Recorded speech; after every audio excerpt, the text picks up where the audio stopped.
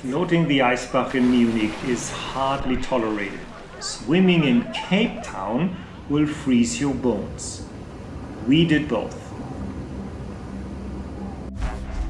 Two cities, two completely different water experiences. One is rebellion, the other is lifestyle, and both show you a side of the city that hardly any guidebook covers. Can a river in the middle of a city compete with the Atlantic or Indian Ocean? Probably not, but that is not the point. Thursday, it's 35 to 37 degrees. It's really hot in Munich. And we are about to jump into the Eisbach. That's a tradition every year in the summertime. An old colleague of mine is here from Berlin. He's never been in the Eisbach. So I told him, before we go into the beer garden, we will jump in the Eisbach River. It's a tradition. Every year, once a year at least, you have to go and float in the Eisbach and then take the famous tram with your bathing suits. And, well, it's the only illegal thing you can do in Bavaria. Hast du reingefurzt, oder? Ja, aber sehr groß. Okay. How long do you go down the river? Weit ist das? This is, you float roughly 10 minutes. 15 minutes. You have two opportunities to get out. There's another surfer wave, so you get out before that one, or you hold on a line, and then they give you way, and then you go through the wave, and you float for another 5 minutes. It's officially it's very dangerous. Unofficially, people do this all summer long. Just do it. Just ask some people to watch your stuff and jump in. Yeah, but we didn't have any. Oh, I see. Don't do it naked. Yeah, we had it on the outskirts, but we didn't take it. Okay. Thank you very much. You're welcome. No problem. Okay. Gut. Du zuerst, ich als Zweiter. 1, 2, 3. Los geht's.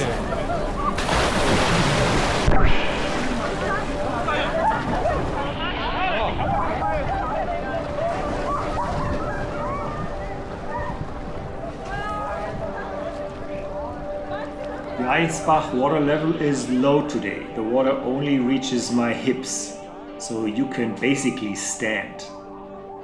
20 meters in, a small wave, underneath an edge. I hit it with my feet, and that's a first.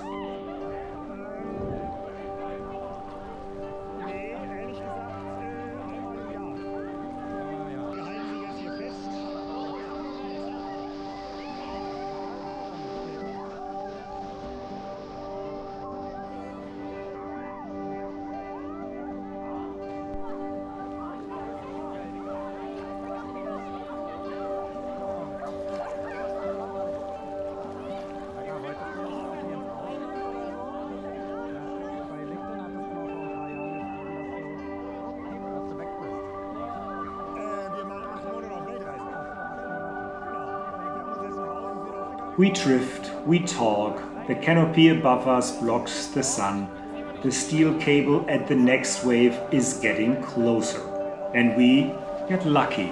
We slide right through without grabbing the cable. Quick reminder from my previous Eisbach video here.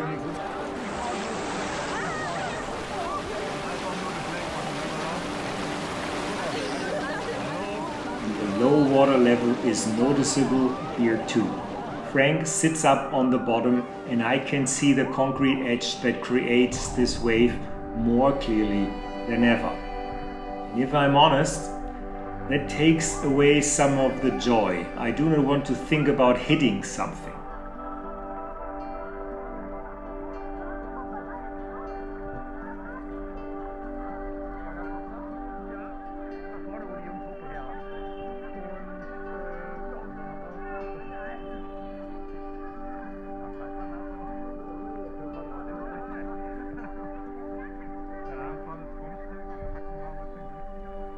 The exit before the Tivoli bridge is packed, a small traffic jam of wet people climbing out. And then the tram.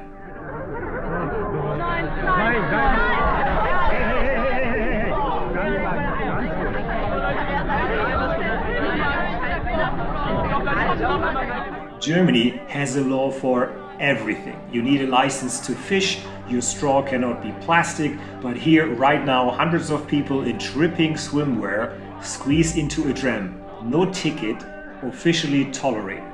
In a city that is known for being orderly, correct, clean, this is the closest thing to a revolution. The Eisbach is not Munich, it is anti-Munich, and that is exactly why it matters. If you have been to the Eisbach or want to go, drop a comment. I want to hear your experience. Now picture this, same idea, a swim to cool down, but instead of a river in a park, it is the ocean. Welcome to Cape Town. It has dozens of tidal pools along the coast, especially on the peninsula, the deep south. Tidal pools are natural rock pools filled by the sea, protected from the waves. They are completely legal and completely free. The water is around 15 degrees, so way colder than the Eisbach in Munich. This comes closer to an actual ice bath. But the surroundings make you forget the temperature. Mountains behind you, ocean in front. No canopy of trees, just an endless sky. And then there is the thing that turns a cold swim into something else entirely. And we will go into the sea for a full moon bath in the cold sea. And then we have a mobile sauna at the beach. And we will go to the sauna and look out of the window in the mobile sauna and see the sea. You jump in the tidal pool, you climb into a wooden trailer with a glass front and you sweat while staring at the ocean. We did this last year at sunset in Camps Bay, roughly for €5 for a session.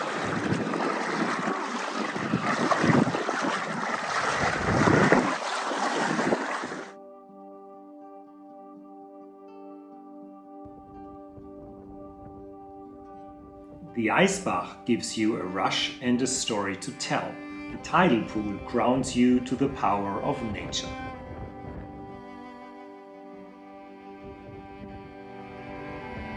Can a river in the middle of a city compete with the Atlantic? No, of course not.